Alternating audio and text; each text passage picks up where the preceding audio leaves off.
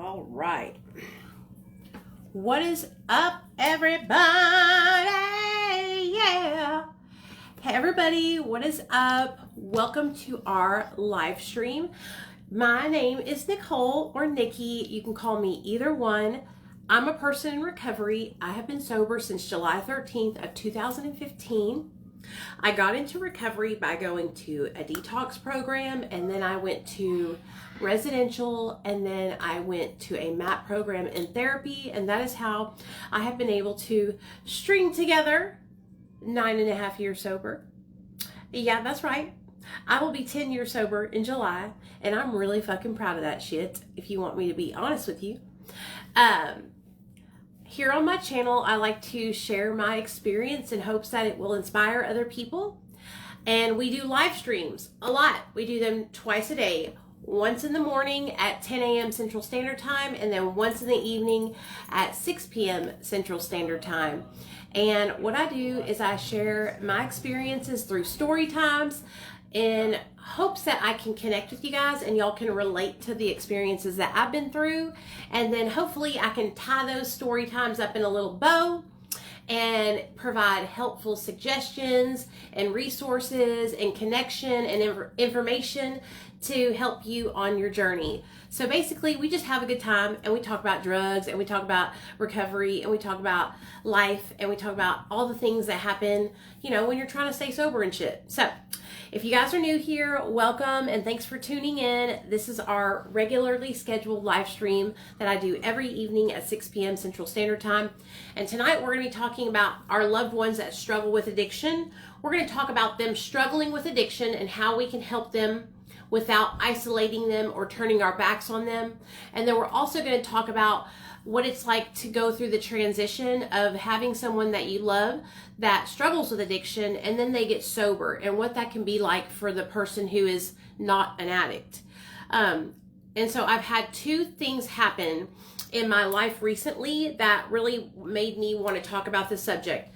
Number one is a lot of you guys have reached out to me about your significant others struggling in active addiction and you don't know how to handle it. Like you're sober or you're a person that doesn't even struggle with addiction and you don't know what to do. You're just like really struggling with the idea that your loved one is getting high and you don't know. You hear some people say, kick them out, make them hit rock bottom. You gotta show them tough love.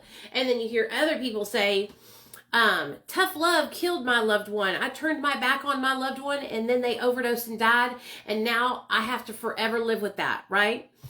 And then you hear other people say, oh, they can't want it until they want it. They got to be willing. And so there's like all this different information out there. And I just thought we could compile it all together and talk about things that work. And listen, there's not one way to help somebody. That's the thing, you guys. There's so many different ways that people can get help.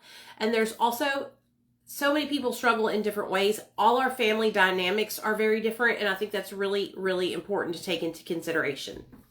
Then the second thing that happened to me recently is I had somebody that I helped get into treatment because his wife called me. His wife called me and he was admitted into treatment 4 weeks ago and he's about to graduate and go into sober living. And I was talking to his wife today and she was telling me how he has resentments towards her because she basically gave him an ultimatum that if he didn't get help, then, you know, she's going to leave.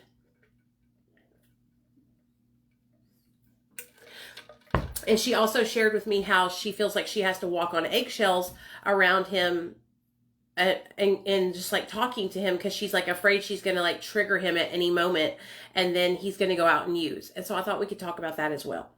So come on in. Let me say hi to everybody. Hey, Shikana. Hey, Candace. Hey, Jose. Hey, Brittany. What's up, girl? Hey, Dixie. Hey, Nancy. Hey, Jessie. Hey, Gina. What's up, girl? I appreciate you guys for being here. Look at this pinky ring stack.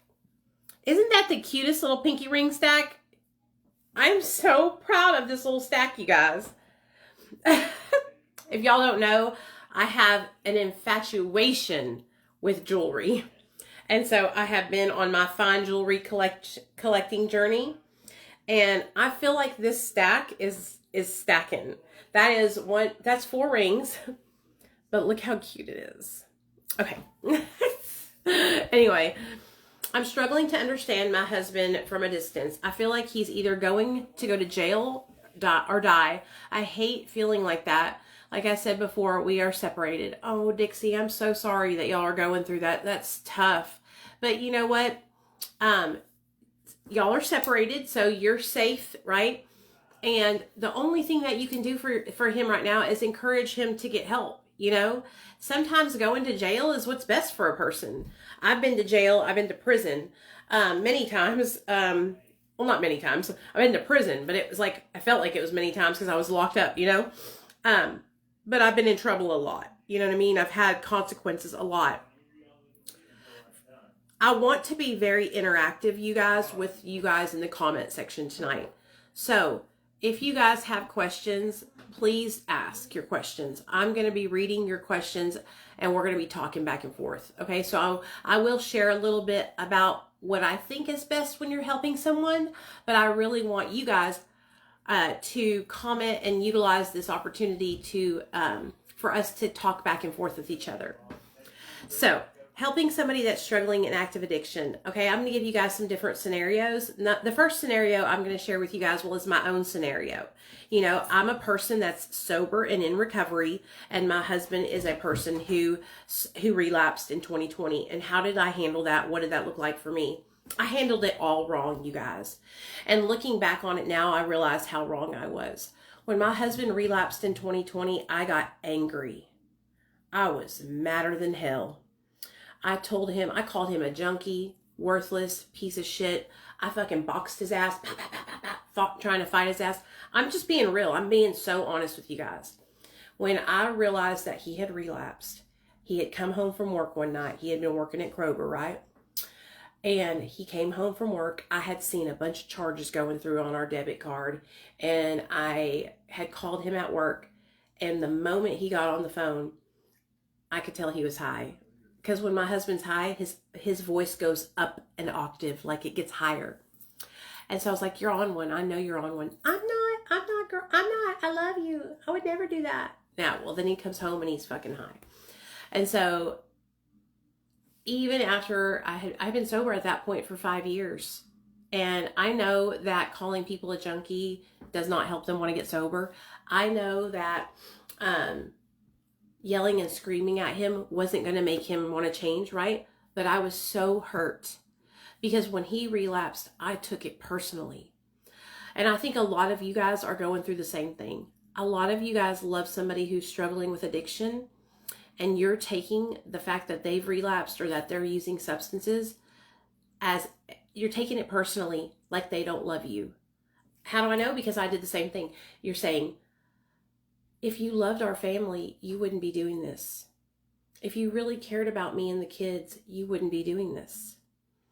If you really cared about mom and dad, you wouldn't be using, right? And that's automatically, we take a person's using personally because it hurts us so deeply. You know, that's exactly what I did to my husband. I was like, you're doing it on purpose. You don't care about me and Nate. If you really loved me and Nate, you wouldn't be getting high. But that's wrong. That's absolutely the opposite. It had nothing to do with my husband not loving me and my son. And it had everything to do with my husband not having proper coping skills to stay sober in the first place. When me and my husband got sober, basically, we were forced into getting sober. I mean, what I mean by that is, it wasn't like we decided, hey, you know what, we're going to change our lives. We had our child taken from us. And so we were pushed into that direction. Do you understand what I mean? And so when we got sober, it wasn't like it was a decision that he made on his own or a decision that I made on my own. But through our sober journey, I was actively working on my sobriety. I was actively working on gaining the want to be sober for myself. My husband was not. So for 5 years, my husband was just basically white knuckling it. He was basically just going to work and like really focusing on his job. And how many of you guys have done that? How many of you guys have used your job to keep you occupied and not thinking about drugs, and you dive headfirst into working?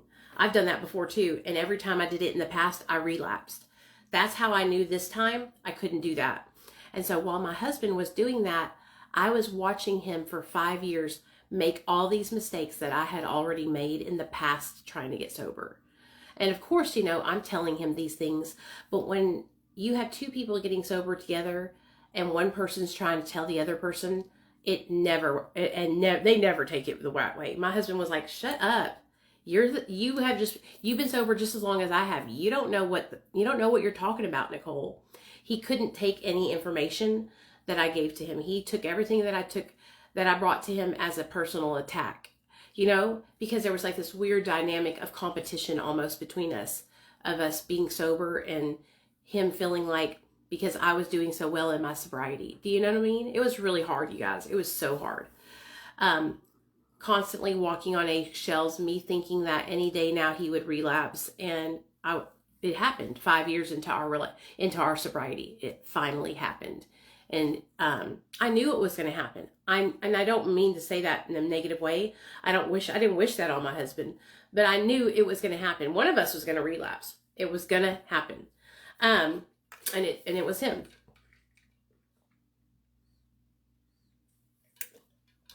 A lot of people always ask me, like, did I kick him out when he relapsed? No. How did I stay sober while he was in the house relapsed? I didn't go and get drugs. He wasn't going to bring me none. And I didn't have no connections anymore. I had really changed my whole life. Did I want to get high? At the beginning, I did. At the beginning, I asked him to get me high. He refused to bring me drugs, which I'm very grateful for now. But at the beginning, I was pissed. I wanted to get loaded with him. I felt like he was getting to escape reality and I couldn't escape reality. That's fucked up. You know what I mean? Why did he get to escape reality, but I had to stay here in reality? I was so mad at him, but I didn't kick him out, you guys. And I know a lot of people would say that was not the safe thing to do, but this is my husband. We got married for better or for worse through sickness and in health. I believe in today's society, a lot of people just give up too easily on their relationships. When I married my husband, y'all have to understand, me and my husband have been together since 2012. I didn't marry that fucker until 2019, okay? Because I wasn't going to marry that motherfucker unless I was going to die with that motherfucker. Period. And so when his ass relapsed, I wasn't going to fucking just give up on him. You know what I mean? Like, that's my forever over there. That's my forever pee-pee. And so, I love that lady. If you all know who I'm talking about, she's a lady on TikTok. She calls her husband her forever pee-pee. But anyways, I wasn't going to just give up on him. But I did have to set boundaries to keep myself safe, you know? I told him that if he came home and he was under the influence, he couldn't stay in our house. He had to go stay at his mom's house, which luckily for us, his parents lived right down the street, so it wasn't nothing but a thing, you know? A lot of the times he would come home under the influence and we would end up arguing all night long. It was terrible. It was terrible. Honestly, you guys, we barely made it through it. Like, and what I mean by that is I barely made it through it sober. You know, I was crying every single night. I was so worried every single night. I had an ulcer. That's how bad it was. I was throwing up. Oh gosh, my poor son. I kept shielding. I did the best I could to shield my son from seeing his dad like that. He didn't really have to see what his daddy looked like fucked up, because I was pretty good about making sure that he was in bed and all the things. But, you know, he could still tell that something was going on. Let me read what y'all are saying. Hold on. Okay, my question is, how do I tell my sister he confides in me? Should I even tell her? Yeah, if it's her husband, I think you should absolutely tell her. Yeah, I would tell her, hey, I need to talk to you about something. It's serious. This is not something you keep a secret from somebody that loves somebody. You know what I mean? I would definitely be honest with her about it. I would ask her not to let them know that I told them, you know, but I would definitely say something. I just came to the realization that I've never had a healthy relationship ever. I wouldn't know a healthy relationship if it smacked me in the face. It sucks because I'm wondering if I actually push people away. Hey, I know how you feel. I used to have, my husband and I, we got together in active addiction, you guys. And so our relationship when we first got together, it was not very healthy. But I will tell you this, it was healthier than any other relationship I've had. My husband is very respectful. And when I met him, he treated me like a princess. He opened the car door for me. He paid for everything. He asked for my parents' hand in marriage when he asked me to marry him. He asked my parents if he could date me whenever we started dating. My husband was very brought up very, very well. So we have that base of having good family values. And so we were just fucked up when we met. Now that we've come together and we both have a very healthy idea of what a relationship should be, because both of our parents, his parents were still married and my parents were still married. We don't come from divorced homes. And so we have a really great idea of what a relationship is, which a relationship is about compromise. It's about give and take. Seriously. And that is how our relationship works so well, because we work together. My husband knows that this is my thing. Going live with you guys and doing social media is my thing. I love it. So the give and take is, he takes care of the stuff while I'm on live stream. He's making sure Nate does his homework right now. He brings home dinner on these nights so that way I can make sure that I live stream with you guys. So that way if I don't want to cook that night. He supports me doing this, and so we work with each other. He knows that I share all of our business online. Hey, but you know what? I also bring home a pretty good check. So he's not mad about it. You know what I mean? And so a lot of people, I don't know what happened in society with men and women, but there's this idea that you shouldn't work with somebody. No person is perfect, and just if you really love somebody, you work with them through everything. You know what I mean? Through everything. Hey Amanda, hey Ben. I'm newly sober 1 year. I'm so scared I'm going to fuck up since that's what I always did. Well, Teresa, that's why you're not going to do it this time. And since you know that you've always fucked up at your year, you're going to hold yourself accountable and you're going to set a plan. So when you're it's already been your year. 1 year, March 18th, you hit your year. Okay, so what you're going to do is you're going to set a plan and you're going to let people know around you, hey, I usually fuck up right after my year sobriety date. I need extra accountability. I need everyone around me to know that this is the time where I struggle the most. And you need to lean on people that you know will support you. If you know that you have a pattern of relapsing around your year or after your year, then set yourself up for success by setting a plan.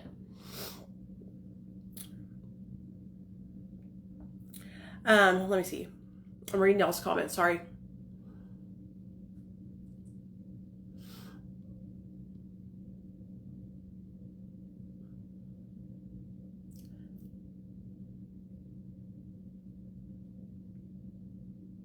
Was my husband a functional addict? Yeah. I guess you could say that. He's always I don't like to use the word functioning addict because I feel like everybody is functioning at the beginning, But yes, my husband can hold a job, if that's what you mean. Both of us held jobs through our addiction, but I don't think that I was functioning.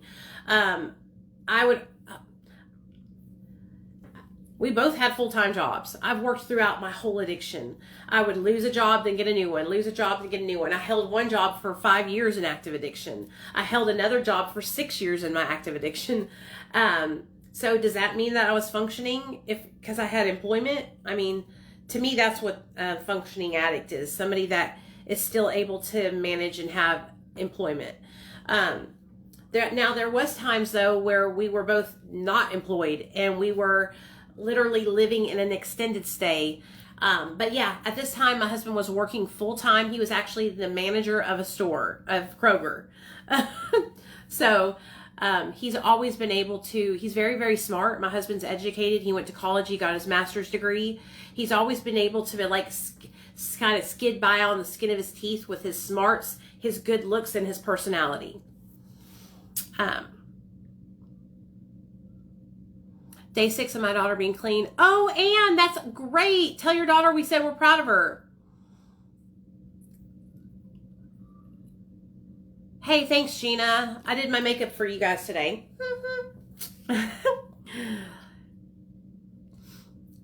So, now let's talk about why I didn't give up on my husband. Like I said, I will never give up on my husband. My husband could relapse tomorrow, and I'm not giving up on him. We are freaking forever connected. He is my man. He is my son's father. He is my best friend. I'm not giving up on my man, okay? So why didn't I kick my husband out when he relapsed? Well, number one, because he wouldn't, where else was he going to go? To the streets? If I had kicked my husband out, he would have went and stayed at a crack house.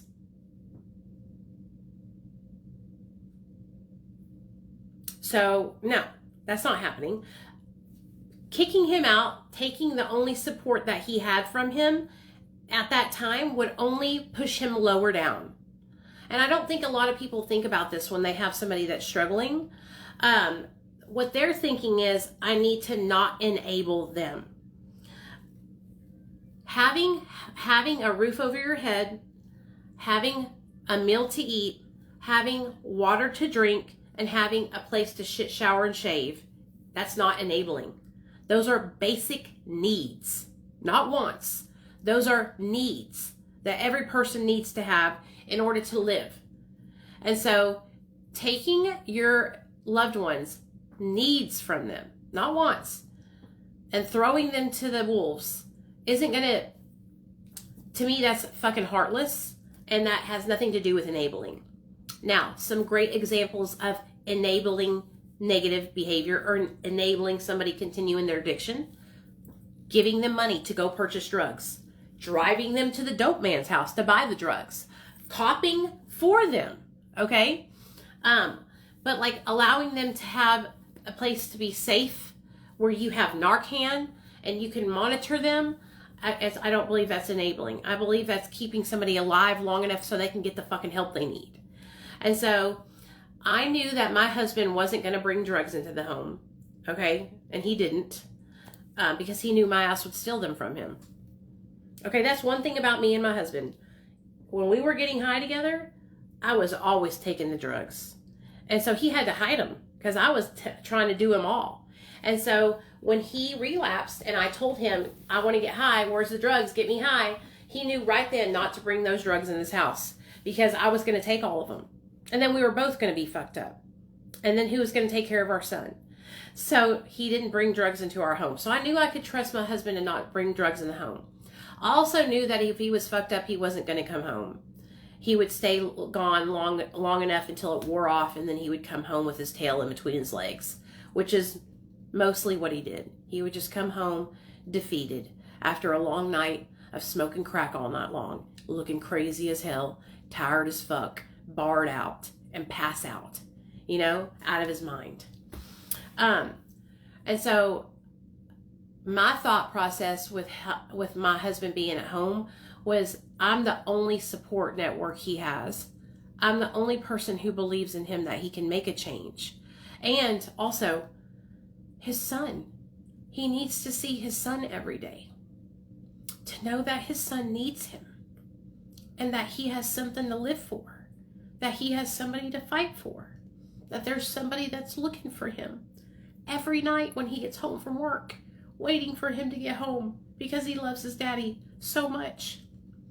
Taking that away from my husband and not allowing him to be a part of our child's life or see my child would have not made my husband any better. It would have pushed him farther into his addiction. I know it. So that I had to make that executive decision, right? And every single one of you guys in these experiences, when you have someone that's struggling with addiction, you have to evaluate your situation, evaluate your circumstances. You need to weigh out the pros and the cons. You need to look at the perspective of what's safe and what is not safe. Does your loved one respect your household enough to not bring drugs and syringes and all kinds of paraphernalia into the home? Or Are they out of their mind where they just be bringing stuff in the house? Now, if my husband was doing that, bringing stuff into the home, leaving things, I would have not let him come home. I would have said, go stay at your mama's house. Which there was a couple times when he did come home and he was not looking good that I told him to go to his mom's, you know? But for the most part, I did allow him back in the home.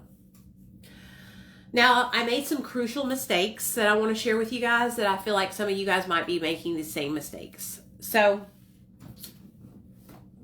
I was trying to, what they call it in the rooms is they call it fix, manage, and control. I was trying to fix, manage, and control. Girl, get the hell out of here, yo nasty.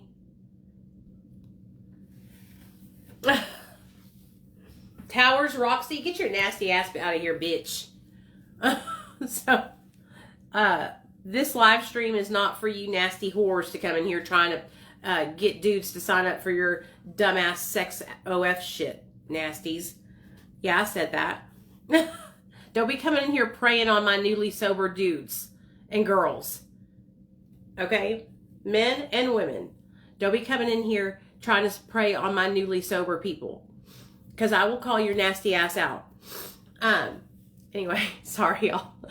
And if you're doing sex work, I don't care if you do sex work. Okay, do your sex work. But don't be coming in here trying to tempt my newly sober baddies and my newly sober dudes. Okay? Because I will pimp slap your ass down. Okay? All right. Do your sex work in private. I don't have nothing against that. But don't be coming in here trying to tempt my newly sober people. Ho. So, let me share with you guys the mistakes I made. I just don't want anybody to get it twisted. If you do that, and you do it on the low, that's your decision. But do not come in here trying to prey on people who are vulnerable. Because that is what my guys are going through, and my girls. They are vulnerable right now. And they see somebody good looking with a cool screen name, cool face on the screen, showing them attention. Okay? They think that's real. And they think that it's a love connection because they're vulnerable right now. So don't even catch yourself coming in here trying to be like that. I will spin your head around the block so fast you don't know what hits you. So let me share with you guys the mistakes that I made. So the mistakes that I made, and you guys might be doing the same things. The mistakes that I made with my loved one that was struggling with substance use. So I was really trying hard to make my loved one stop using.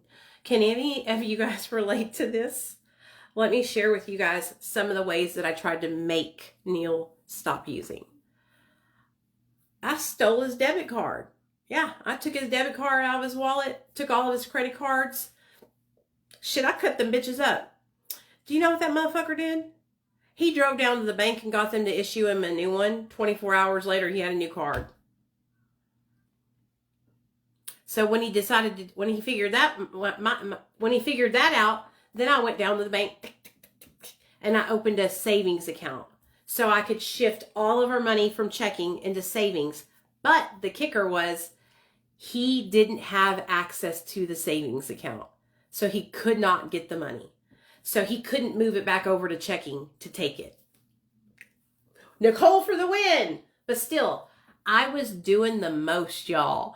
Lisa, I would report Tom's cards. Okay, I'm not the only one. I was doing the most, okay? I would take his car keys and hide them from him. Oh, you have to be at work today? I'll give you a ride, sweetheart. I don't know what you did with your truck keys. I don't know where they went. Bitch, they're up my ass. That's where they're at. Fuck, you ain't getting them. I'll take your ass to work. Okay? And you know what my husband did? He would walk to somebody's place or ask somebody to borrow their car or walk to the bank. This fool, he would work around everything I did to try and make him stop using. At some points, he got super, super bad to where he was really, really bad high. And I knew if he went to work that he would lose his job. And so I was called into his job for him. hey guys, Neil's really sick. He's been throwing up all night long. He's not going to be able to make it into work today. And so they would say, okay, we totally understand, because my husband never called in, you know, he's a really good worker. And so I was like doing all these things to try to make him stop. And I'll tell you what made me realize that I was making huge mistakes.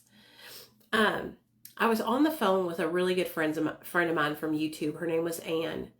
And Ann had, I think, a son that was in active addiction. And she goes, Nicole, you're enabling him to continue using. And I was like, what? How are you going to say I'm enabling him? Like, I'm trying to stop him from using. She was like, no, you have to look at it from a different perspective. She was like, you keep saving him from consequences. Taking the debit card so he doesn't spend all y'all's money and doesn't bankrupt y'all. That would be a consequence. Taking his truck keys so he doesn't drive his truck off of a brick wall into a brick wall or crash it into somebody else or get pulled over. That would be a consequence. You're saving him from it. Calling into his job for him so he doesn't get fired. Getting fired would be a consequence. You're saving him from it. Mind blown. Mind blown. You're right. You're right. I had been doing that for 10 months. My husband was in a relapse for almost a whole year. Okay? For 10 months, I had been managing and controlling, trying to keep him from fucking up our life. When she told me that, it hit me so hard. I stopped everything immediately. And you guys know that 48 hours later, after I stopped, my husband was fired from his job. He came home. He said, I got fired. I was like, I knew that was going to happen, you know? And he was like, I'm done. And he literally just quit. And that's it. He hasn't used since. It's been 5 years. This December will be 5 years. That's what I'm talking about with my husband. He'll just stop.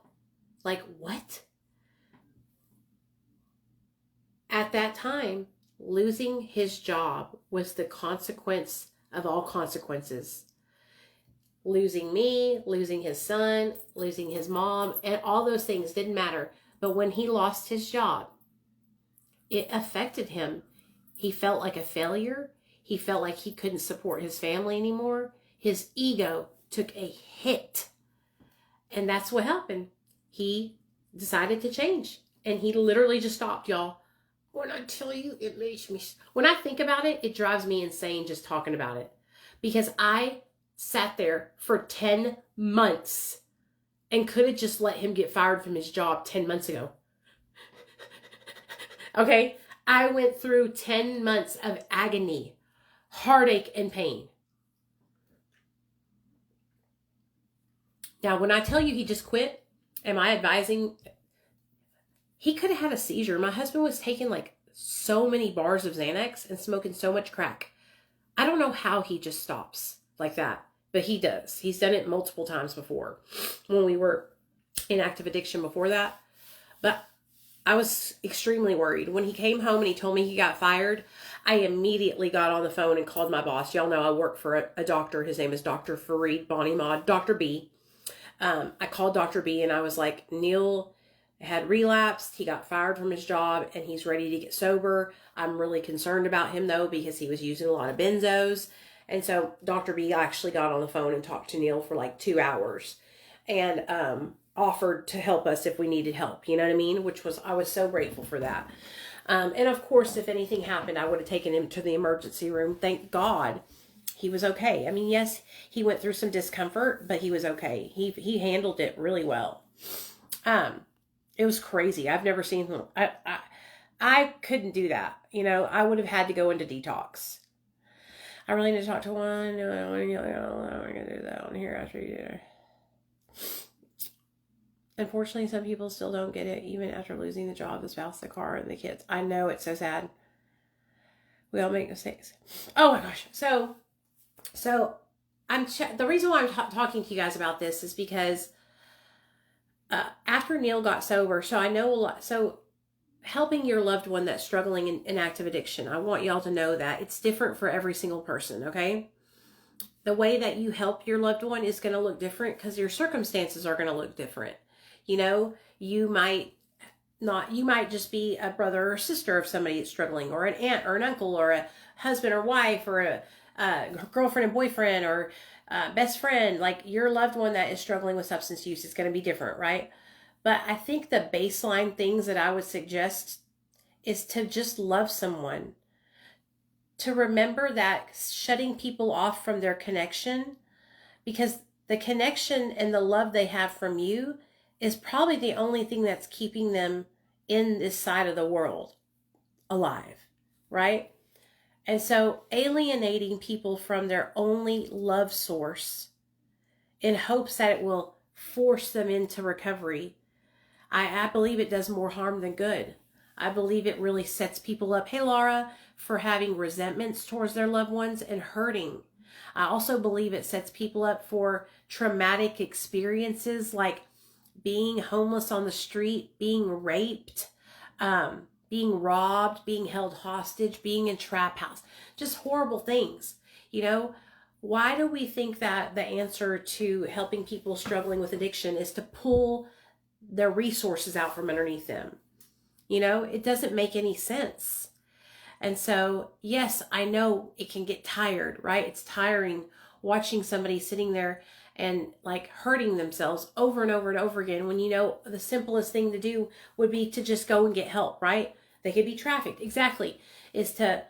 But I believe what the smart thing to do is to remind them that they're loved, remind them that they have options, remind them that you have resources, for you to be plugged into those resources and have those resources readily available to them when they are ready to make the decision to make a change. Because when that person is ready to make change, we got to be ready to pivot on a dime. You know what I mean? When they're ready to say, okay, that's it. I give up. I surrender. I'm ready to get help. Well, if they are saying that right then, you better fucking have a place for them to get help right then. Because their mind could change in a second. I've seen it happen. In fact, I was helping a girl this week. Got her all lined up, pre-assessment done, ready to enter into treatment today. Called her up this morning. She didn't answer the phone. Texted her. Didn't answer my text. Called her a couple hours later. Hey, girl. Are you coming in today? Yeah, I have an appointment. Blah, blah, blah, blah, blah, blah, blah. You know, I was like, okay, you know, I just want you to know that we're here for you. And when you make the decision, just give me a call and let me know. But it's very discouraging. It makes me feel like a failure. You know what I mean? I'm like, gosh, it happens to me. It happens every single day. I don't think you guys understand how many people I help get into different places, go to different resources, whether it be sober living, therapy, MAT treatment, inpatient treatment. And I have so many people that will start the process and they'll be all the way to the very end about to do it. And then they say, boop, gone. Oh gosh. And honestly, it makes me, I feel like literally like I got stood up on a date. You know what I mean? Like I'm waiting there like, and then they're like, every time. It never, ever, I've never gotten used to it. I always feel such like a failure. You know, I feel so hurt. You know, I take it very personally. I take it personally that they're not wanting to get help anymore. But I have to constantly remind myself, girl, you was the same way. You've done that before too. You know what I mean? Most of the time when I would seek help though, I would be so ready that I would be like begging the people to let me in, you know? That's the greatest experiences. I love those experiences. When people call me and they're like begging, I'm like, hell yeah! You know what I mean? Because that's like the easiest, you know? That's how I was. I was begging. I was knocking the treatment door down, y'all. I was laying on the concrete outside the rehab, begging them to let me in high on Xanax. My daughter's at home discharging from inpatient. She's with me, 25 years old, after 5 days, getting more information and spending quality time. You're correct, Nikki, because every one of her other siblings, 5 out of 7 of my children, gave up or rejected her. I know what that's like. It wasn't even a substance abuse or even they're done that. Yeah. And so and I understand, like I said, you guys, every single person is different. And I do understand that we need to set healthy boundaries, right? And you can still set healthy boundaries with people, but also not pull their support. You know, a healthy boundary being set with someone would be, you're not allowed to use in the house. Or if you're under the influence, you cannot stay here. You have to be in your right mind when you're staying inside the house, right? That's a healthy boundary, right? I've even seen some parents, you know, they'll set a tent out in the backyard of their fucking house. I said you couldn't stay inside while you were high, but you can camp out in the tent outside. Got you a cot, got you a space heater out there, got you some steaks on the barbie. You know what I mean? Like, but they still wanted to have a boundary. The boundary was, this is my home. This is my safe space. This is where I feel protected. And these are my rules for my home. And there's nothing wrong with that. But also, if that's a rule, if your rule is you're not allowed to stay here, you know, I can't support you while you're using substances.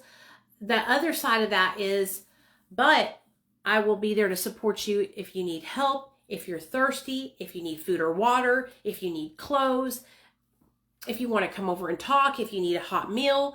You know, I want to see you for holidays. I want to be connected with you. I don't want to talk about your drug addiction all the time. And I feel like for so long we've been taught like this tough love mentality of just like turning our backs on people. And addiction has many layers to it. A lot of people that have addiction are struggling with mental health crises as well. You know, a lot of people that are using substances are self-medicating mental illness that is either untreated or undiagnosed. And so that adds another level of complication to it, you know? That's why I think it's so important. What's up, baby? What's up?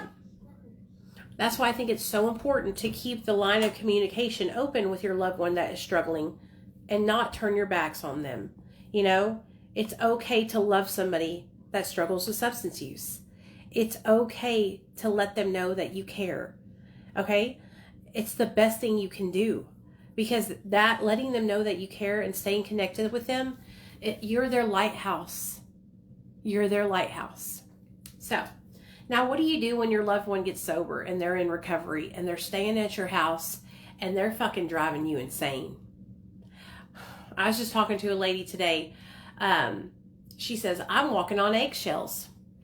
I feel like every time I turn around, I'm going to say something that's going to make them mad, and they're going to go get high, you know? Oh my gosh. That's exactly what I felt like when Neil first got sober. And my husband, when he's first getting sober, he is not somebody that you want to be around. He's really anxious and irritable, right? And so constantly snappy, right? I couldn't stand it. So a lot of the times what I would do was, you're in your room, I'm going in the living room. I'm going to relax and watch TV. I gave Neil his space. I gave him his space to go through what he was going through. I didn't prod him a lot. I didn't pressure him a lot. I didn't ask him to do chores around the house. I honestly, you guys, my husband spent 6 months at the house before he returned to work. He was off for 6 months. And for 6 months, I carried us. I worked. I paid the bills. I made the money. God worked it out to where when my husband lost his job, I had just got hired working for Dr. B. So it was like divine intervention, how it all happened.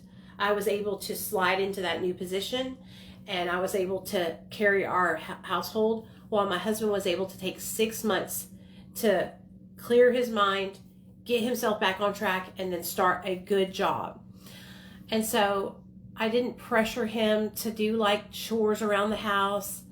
I did not focus on, hey, are you going to meetings? Hey, are you calling a sponsor? I stopped. I did everything different this time. Because see, that's what I did the first time. And it put a wedge between me and my husband. This time, I decided to let him do recovery the way it works for him. And whatever that looks like to him, that's what it looks like to him. I cannot micromanage his life, right? But I will tell you this. I encouraged him to do things that were healthy for him. I encouraged him to get out and do exercises. I encouraged him to read inspirational meditation books. I encouraged him to watch things on TV that were happy and not depressing. I encouraged him to spend time with our son, because that's him and my little boy are thick as thieves. They would go shooting guns together at the shooting range. But it was really, really hard, because going through the healing process after getting sober, if you're somebody who's never struggled with addiction, you feel awful when you get sober. I don't feel like enough people talk about this. So many people in recovery talk about how amazing it is to be in recovery. Yeah, that's after years of being sober. In the beginning, it fucking sucks. It sucks. It's awful. You feel horrible, tired, lethargic, lazy. Your hormones are all off. Depressed, anxiety. It is triggers everywhere. Constantly thinking about your drug of choice. You're literally sitting on the edge of your seat, waiting for a reason to go get high. Waiting for somebody to say something to tip you off. You know what I mean? Like, I'm not even lying. I'm so fucking serious. It sucks. It sucks. But I think that a lot of people don't understand why it sucks. So think about it. Think about the drugs that you were using for so many years and how those drugs were affecting your mind. They were making your mind produce dopamine, feel-good feelings, right?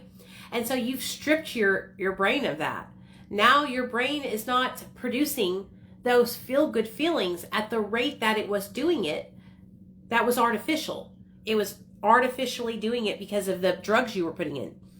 You take the drugs away, now your brain is searching. It's going, where's my drugs at? What did you do to me? What did you do to... It's fucking wigging out. Your brain is wigging out right now. If you're newly sober, your brain is fucking going, help! Help! It's inside of your head screaming, because it's like, where is my dopamine? What are you doing? Now your brain is going through the DTs inside of your skull. Okay? Your brain is freaking the fuck out. I'm so serious. And y'all are over here wondering why y'all feel like shit. And then for those of you guys that love somebody that struggles with addiction and you wonder why they're not bouncing off the walls happy to be sober, because it fucking sucks. Because they feel horrible. I mean, I didn't realize this until a couple of years ago about the brain, okay? I didn't give myself any grace. I was the same way. When I got sober, immediately ashamed because I didn't feel like $1 million. Immediately watching other people talk about recovery and how amazing their life was, going, why don't I feel like that? And comparing my journey to them over and over and over again. Yeah, because nobody talks about it. People are too afraid to, well, I don't want to talk about the negative because I don't want to discourage somebody from getting sober. The truth of it is, we were shooting rocket fuel in our bodies. Exactly, Lisa. When you're putting rocket fuel, artificial fucking joy, that's what you're doing. When you're using drugs, you are giving your brain and body artificial joy, artificial pleasure, manufactured pleasure, manufactured joy. So when you take that away, your brain and your body does not know how to experience pleasure or joy without it being manufactured. So now you have to find a new baseline. What is your baseline? Find that, okay? And then you have to start relearning how to find pleasure and joy in regular life. Because baby, once you've shot dope, ain't nothing gonna be like that ever again. And if you think it is, I'm sorry to tell you, but it ain't, okay? I don't care who you are. I don't care how great you think your life is in sobriety. It ain't never gonna be like shooting dope.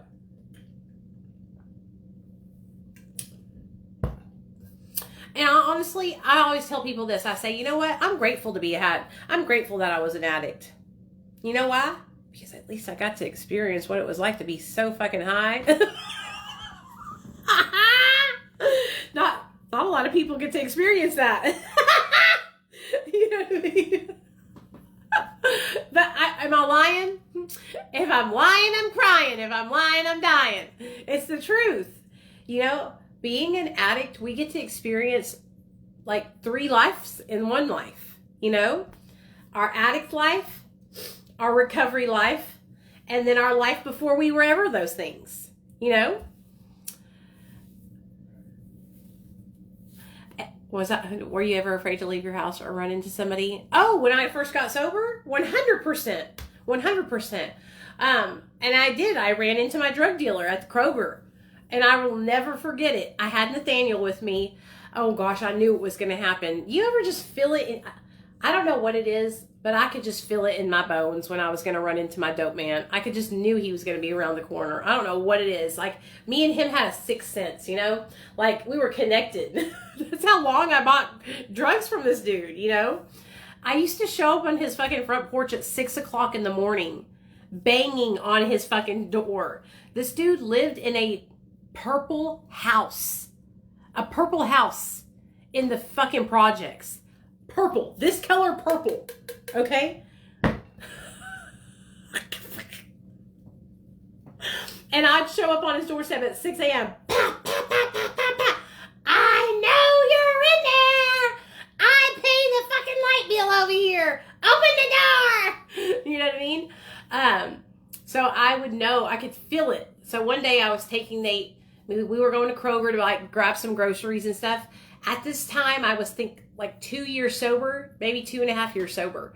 And what I was doing was I was going to places out in public because I was trying to practice talking to people. Because when I first got sober, I struggled to have conversations with people. When I would try to order something at the drive-thru, I would stutter over my words, dude. I don't know what happened. Something happened to me from the methamphetamine when I was first getting into recovery. I would stumble over my words like and so for the first like 2 years of my sobriety, I would go out to like the gas station, Kroger, drive-thrus, and I would have interactions on purpose with cashiers so I could practice speaking because I was trying to retrain myself to speak. I'm telling y'all, I did a lot of damage with methamphetamine to my nervous system. A lot. And that is why I talk to you guys about how these drugs affect your brain, because I don't think y'all are giving y'all selves enough grace. Okay, I really don't think y'all understand. If they did a scan of my brain today, I bet you there's holes all through that motherfucker. I bet you there's a fucking mushroom cloud fucking, you know, like that in my brain from all the drugs I did. Swear to God. But I could not talk. So I was going to do that, and I was taking Nate. We're going to Kroger, and I was going to talk to the cashier. I had it already in my mind. And as I was walking in Kroger, Z was walking out. And his name was Z. He stopped me, and he goes, "Girl, you done gained weight?" And I said, "It's because I'm sober as a judge." And I just pushed my hand right there. And he was like, "I'm proud of you." And I was like, "Thanks, man." And I just had to keep it moving. I had to just walk. I'm so glad that I had my little boy with me because I was not strong. I was so weak. And if I didn't have my son with me, I would have probably tried to talk to him, you know? And then that would have led to one thing or another. And that would have been a bad deal.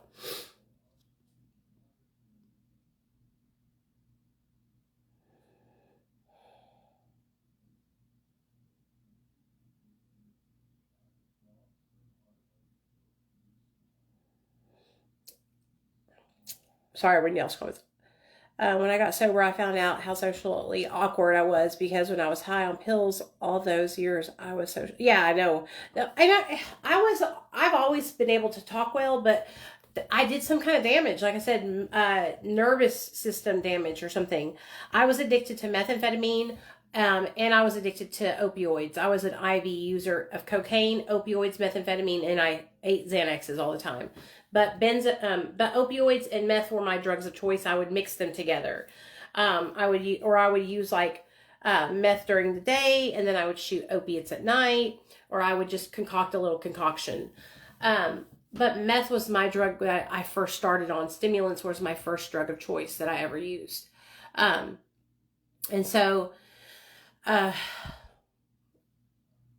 that's why when you have somebody that you love, you guys, that's newly sober and y'all are living together, whether it's your son, your daughter, your significant other, brother or sister, husband, wife, whatever, they are really going through it. And they don't even know they're going through it. Because let me share something with y'all. In these recovery programs, in these treatment centers, a lot of them are only teaching people 12-step abstinence-based recovery literature. They're not really teaching people about the damage they did to their brain. They're not really they're teaching people old, outdated ways of recovery. That's just my opinion. If you don't believe that, if you love the 12 steps, I love you for that. But I believe it's really just an outdated program and it needs to be revised, truly, especially with all the new substances that there are on the streets now. But when people go into treatment, they need to be into treatment. Doesn't need to just be 30 days. It should be 90 days minimum. Okay. And it should be a requirement for them to teach you how to become gainfully employed, how to take care, like it should literally be like relearning your life. I'm serious.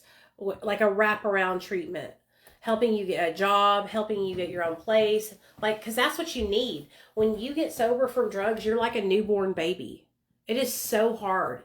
And I just don't think enough people understand how hard it is. And I'm not, like I said, I'm not trying to be negative about the 12 steps, you guys. I do believe that they help some people. I just believe that as far as drugs go, I just believe that Alcoholics Anonymous, maybe it's a great program for people that struggle with alcoholism.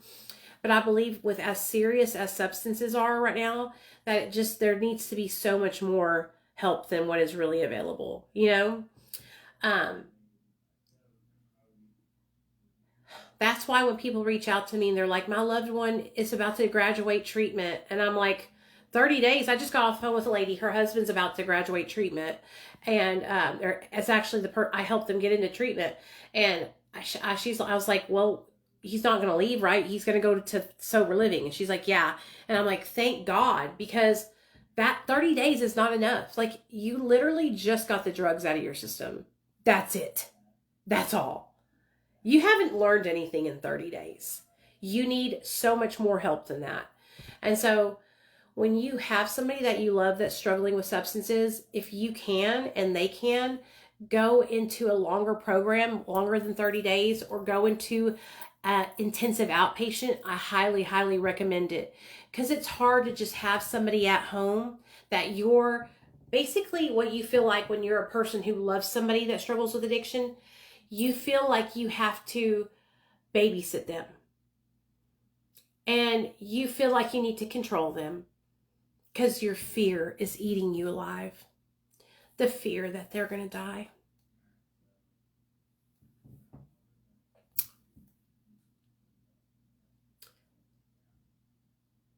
And you don't know if they're going to stay sober.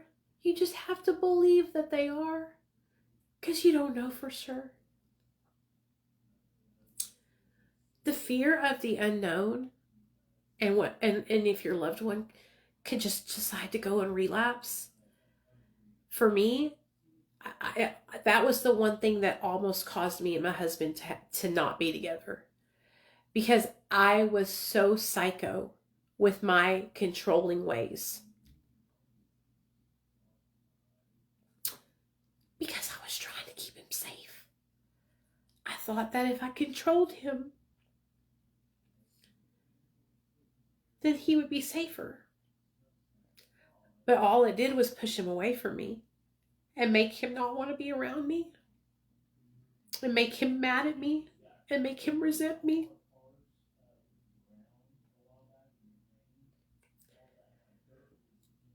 So that's why I say, if you're in a position where you have somebody that's struggling with addiction and you love them and they can be somewhere where y'all are not on top of each other, and then you can be somewhere where you can get help too, because you might not think that you need help, but you do. If you love somebody that struggles with addiction, you're fucked up too. Most likely both of y'all come from use, unhealthy boundaries, unhealthy relationships, and you need help just as much as your loved one does. So that way you can learn that you can't control their recovery. You can't make them do what you want them to do. They have to, sorry about that. They have to really want to do it on their own, you know? Stopping controlling my husband was the hardest thing I ever did. Oh my God. Because I'm a control freak. At the core of my being, I've always been like this. My dad is also controlling. I inherited that from my dad. And so not telling my husband what to do, not being overbearing, not breathing down his neck, not literally, when I tell you guys, it was the hardest. The only thing that kept me from doing it was my social media.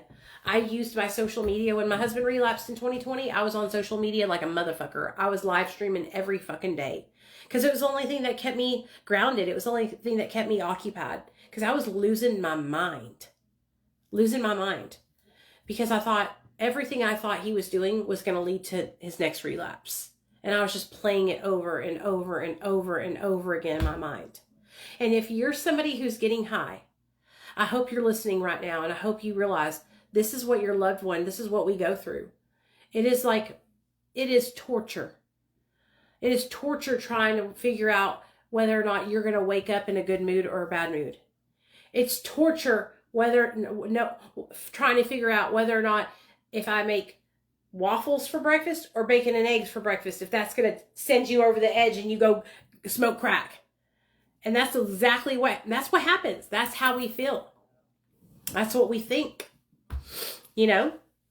And so that is the pain that people that love somebody that struggle with addiction go through. It's the hardest thing. Oh, Lord. But eventually what happened was I found, like I said, a happy medium. Me and my husband, as you can see, we have grown together so much and we have such a great life today, and he's doing so well and I'm so proud of him. I really don't worry about my husband, about him relapsing. I'm more worried about his health now. My husband and I both have I had hepatitis C. I gave it to my husband and I got mine treated, and now my husband needs to get his treated. And so, you know what I mean? Like, I worry about that. He works all the time, so we haven't been able to get him in to get his treated yet, but he's going to get it done. I worry about stuff like that more than anything, you know? I gave up on my ex. He gets out of control. I tried everything. I'm trying to support him. I hope he decides to get sober. Yeah, you can't, and we talked about that a little bit at the beginning, Olivia. If you have somebody, if your loved one is violent, if your loved one is committing adultery, fucking and sucking and all the things with other people, baby, put that boundary up. My husband wasn't doing those things, okay? He was just fucking up. But if you have somebody that's like violent, beating you, cussing you out, hurting you, fucking cheating on you, all the horrible things, boundary. You don't deserve to be treated that way. And just because somebody's struggling with substance use doesn't mean that they get a free pass to be an asshole. Period. Okay? My husband is a good person. My husband respects me, even when he struggled with substance use. He wasn't out there fucking people behind my back or beating on me or any of that. If he did that, we wouldn't be together still. And a lot of you guys put up with stuff. Y'all should never even be in relationships with people. Okay? I'm going to tell y'all right now. A lot of y'all in here be putting up with some dog ass shit. And I don't know why y'all be allowing these men or women in your lives that be doing the stuff that they be doing to y'all. Okay? I learned the hard way. I went through that when I was younger. I had a guy that used to wipe the fucking floor with my ass. Okay? And I kept running back to him. I'm too old for that shit now. I'm 43 years old. You fucking even act like you're going to put your hands on me, and you're probably going to die. My husband knows what time it is. He wants to hold on to them nuts. He won't fuck with me because it is going down. Okay? I do not put up with that shit. I learned, like I said, the hard way to have very much self-respect for myself. And that means demanding it from my significant other. I see so many of you guys that allow people to treat you so bad. You have to demand self-respect. Okay? If you're going through that, learn from my mistakes. I did it too when I was younger, and it's okay. I understand making those mistakes when you're younger, but when you get older, we know better.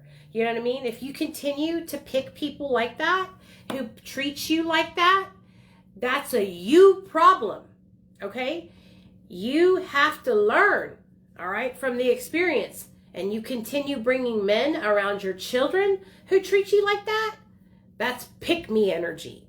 Okay? If you care more about what a dude thinks about you than you do about keeping your children safe, girl, bye.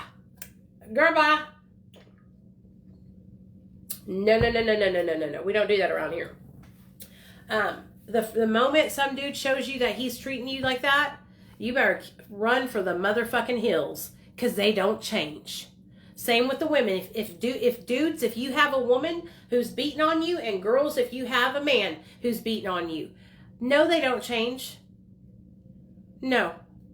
And just because somebody's getting fucked up doesn't make them hit people. That's a learned behavior. Get the fuck out of Dodge. Okay? No. Somebody cheating on you, they're not doing that just because they're getting high. That's because they're a motherfucking cheater. Get the fuck out of Dodge. Okay? Fuck that shit. Demand self-respect. I'm telling y'all right now. No. Don't make me have to come over there and whoop somebody for y'all. If I find out any of y'all are getting treated like that, and y'all... That happened to me when I was in my 20s. Like I said, I thought this guy was the guy that I was going to be with for the rest of my life. I thought he loved me. People warned me. They told me that he was abusive, and I was like, no, he won't be that way with me. It'll be different. No, girl, he beat my ass. He split my head open. That's why I got this scar right here. That's not a part. That's a scar where I had to get 10 stitches right here because he split my head open.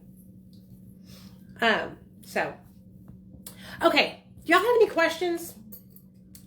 Let's open the floor up for feedback. Feedback and questions. Lived with a former crack cocaine user, mentally messed up and violent, and I allowed that for 8 years of my life, affecting my children severely. Oh my gosh, I'm so sorry, Jasmine. It's okay, Jasmine. I'm glad that you said, I'm glad that you take responsibility for that. You know what I mean? And I'm glad that you're saying that, because listen, that is going to affect your children, you know, and this is no shade. I'm so glad for you for taking responsibility. I'm not trying to shade you. Okay. I'm a mother now. If my husband was abusing me or being abusive, I don't care. Like, I'm a mother now. My child's well-being, mental health, everything comes before anything. And so there's so many women out here that choose a man over their children's well-being, you know, and it's just, it breaks my heart. It makes me so mad. That's why we have so many kids out here that are in the system in CPS. We have so many kids that are being abused. So many kids that are running away from home, being trafficked because they leave their parents' house because of the bad environment. And that's when us as women, we have to stand up and say, you know what? This enough is enough. I have to protect my kids, you know? So I'm glad to see that you're taking responsibility. I'm glad that you got out of that situation. Good for you. How do you handle my sister when she's pissed at me for not telling her about her husband using crack till now? Beth. Well, this is what I would say, Beth. Beth, I'm going to tell you. That's your sister, bro. You should have done told your sister. You know that. Okay? You know that. You know that not telling your sister that is fucked up. Okay? If I was keeping from my sister that her husband was smoking crack and hiding it for him, that's like not cool vibes. Okay? So your sister's gonna fight your ass probably. She's probably gonna smack you, and you're gonna take it. Okay? You're gonna say, sis, I'm sorry. I should have told you. You're just going to be honest with her. You're going to say, I was scared to tell you. I was scared you was going to be mad because I should have told you at the very beginning. But it is what it is. I'm telling you now. You know, my sister, my sister would fight me. I know she would. My sister Michelle, for sure. I'll tell you, me and my sister Michelle had a similar experience. 10 years ago, 15 years ago, she was married. She got married when she was like 17 because she had a baby. And her husband was trying to hook up with me. I went to her immediately and told her, and she divorced him. It was very awkward. But that's my sister, bro. Fuck that shit. I ain't let no man come between me and my sister. You know what I mean? So I went right to her and told her. So take responsibility and be honest with her. And take one for the team. She's probably going to be pissed. But that's your sister. She'll forgive you. You know what I mean? Sisters always forgive each other. I need my husband Tom not to be afraid to go out the front of our house and cut the grass. I promised him I would protect him. He knows I'll shoot somebody's feet if they stepped on our property. How do I get him out of the house? Oh, he wants to move 1,000 miles away. It's really hard, Lisa. It's really hard. I struggled with agoraphobia, basically, is what it was like. I wouldn't say I was agoraphobic, but because of all the instability I had in my life, when I finally got stability, I'm happy just being here in the house. I could never leave my house and be totally content. Totally. But it fucks with my mental when I don't go outside. Like, it fucks with me if I don't get vitamin D, sunshine. So what I would do is I would just talk to Tom about, let's start doing things that we can do together. Like go on a hike together. Let's go to places where, you know, he won't have any kind of negative interaction. You know, and I would tell him, babe, it really means a lot to me that we could do something once or twice a month outside of the house. Start small. Once or twice a month, that's nothing. That's not a big commitment, you know? And just start there. That's what I would do. But I'm telling you, I was in my room for like the first 6 years I was sober. I swear, y'all, I was a shut-in. Okay? And then when the pandemic hit, it didn't help any. Because then I was just ordering food right to my front door. Me and my little boy were like, DoorDash! It was so bad. A lot of us, though, we are afraid to go out because we don't want to deal with the fucking shit. Also, that's another thing. All the stuff that's happening in the world today, you guys, a lot of us have just been through so much trauma from our active addiction. We just don't want to deal with the shit. Because I'm telling you, if somebody fucking fucks with me, I'm going to catch a case. And so I don't want to go to prison. I don't want to go to prison. And I was just talking to my husband about this other day. I said, the less we go out, the less interactions I have to have with people, and the less opportunities there are for me to fuck somebody up. Because I don't have the patience to fuck around with fucking idiots. And that is the world we're living in right now. Is everybody is an idiot running around, not respecting people's personal boundaries, just wilding out, you know? And so that's another reason why I think a lot of us just want to be inside too, just so you know. You know what I mean? It's like, I just don't want to fucking deal with it. And that can be a negative thing. Like, I have to force myself. The things that I've been doing to force myself was taking my dog out for walks multiple times a day in my neighborhood around the apartment building and stuff. I have to. It's like I have to get the fresh air. It makes my mental feel so much better. And I would also tell Tom that. I would tell him that how much better he will feel if he'll just get out in the sunshine. I'm telling you, I cannot stress this to you guys enough. If you're not going outside at least once or twice a day, you are doing yourself a disservice for your mental health. If you're feeling depressed, lethargic, tired, no energy, all you got to do is just go and get yourself a lawn chair and sit it on your porch and let the sun hit your face. Just sit out there for 30 minutes. I'm telling you, it's like recharging a battery. Try it. Please.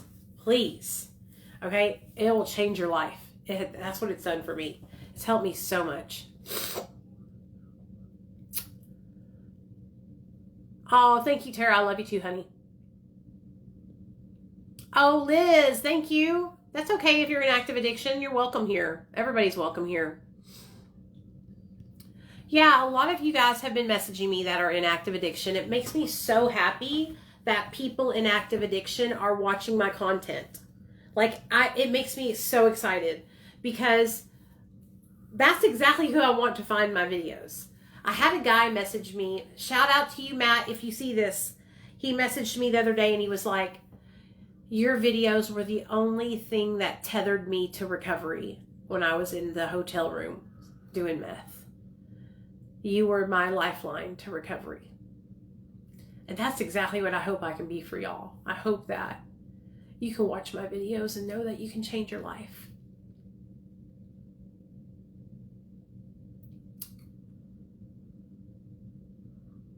I know it's like really hard to stop using substances. I know. It was really hard for me to stop too. Like I said, I didn't choose to get sober. I was forced to get sober. It was like get sober or lose custody of my son. To me, that's being forced. Because bitch, I wasn't about to give up my son. Are y'all fucking kidding me? Shit. I wouldn't even give up my dog. You think I'm gonna give up my son? You got me fucked up. You know? And so I was basically forced into sobriety. So for those of you guys that don't have anything forcing you, I know how hard it is to make that decision on your own. It's hard. It's hard because it's scary and you know it's going to be uncomfortable. I think that's another thing is that it's uncomfortable, you know, but that uncomfortableness is only going to last for a little while and then you'll be off the drugs, you know? So anyway, I got a little emotional tonight. I got to stop crying so much. I'd be embarrassing myself. I hope you guys get something out of these videos. I really, really do. I feel like I feel like I'm doing a good job on talking about the topics I decide to talk about. I hope my videos help you guys. I really hope they do. I hope that I'm sharing things that you can relate to, but I also hope that I'm sharing information that helps you, you know? If you think I could do something better, please let me know. If you want to send me a private message and tell me, hey, Nicole, I would like you to talk about this next time.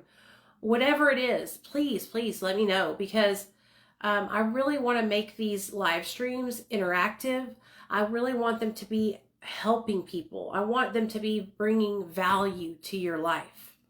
You know, 5 years old now. She was 5 months, so I get sober after 3.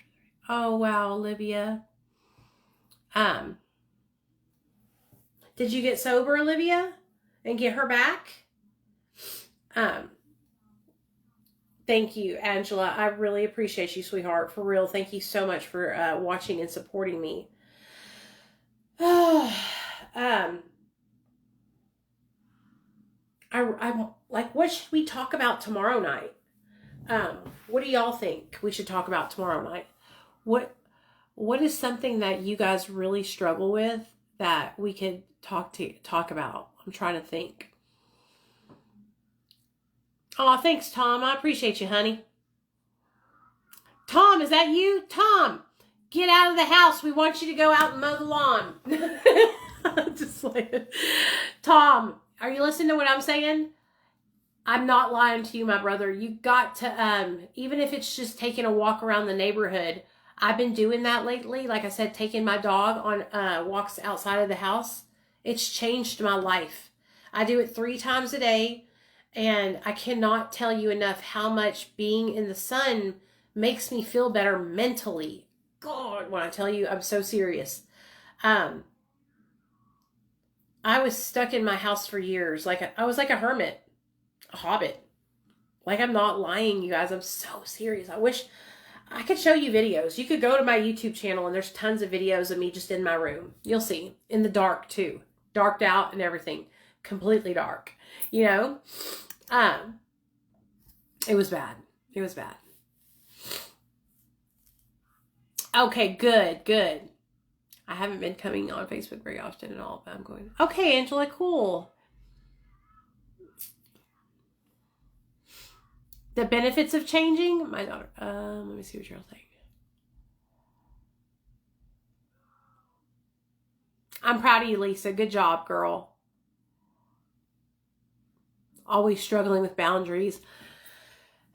Yeah, the boundaries are tough ones, you guys. And like I said, the boundaries are tough because it's different for everyone. Everyone's circumstances are different, you know? What is the purpose of being sober? I feel like okay, I'm getting some ideas from you guys. The benefits of changing, purposes of being sober, boundaries. Let me tell you this though. When you get sober, you have to find a purpose. You have to find your purpose. That's my whole, that's the only thing that keeps me going. Is this purpose. The purpose is y'all. The purpose is sharing that there is a way out, that recovery is possible, that recovery can look different for every person, that recovery is just not abstinence, that you can plant medicine can be recovery, MAT can be recovery, abstinence can be recovery, right? That's what has purpose, finding purpose in your life. Another purpose of mine is being a mother to my son. Another purpose of mine is I love being a wife. I love being my husband's wife. I'm proud to be my husband's wife. I'm proud to, be supporting him and him be the head of the household. You know what I mean? I'm very proud of that. But a lot of my purpose comes from helping others. How to help our children from becoming addicts. Oh, Lord. Yeah, that's a good topic too. Oh, you sent me some topics, Lisa. I have to go through your list. That was a good list. That's why I forced myself to go outside and get in the fresh air, Shekinah. I'm the same way. I do think that me and Neil and Nate are going to take a vacation soon. I have to go to California in May for my job. Completely dreading it. Like, they were talking to me when we were on our meeting last week, and they're like, we're so excited to see you. And I'm like, I said, I'm going to be honest with y'all. I'm not excited to see y'all. No offense or anything. I like y'all, and we're cool and everything, but I just don't like being around people. And they're like, what? Because they see me from social media. I manage their social media. And so they know my social media self. But the real Nicole, I just want to be chilling. I want to be in my house with my family. Now, with my family, I'm like I am with you guys. Happy, talkative, da da la la la la la. But that's in my safe space. So, you know? So, anyways, I love you guys. My YouTube channel is called Discovering Nicole. Yep, you can find me on all platforms under Discovering Nicole.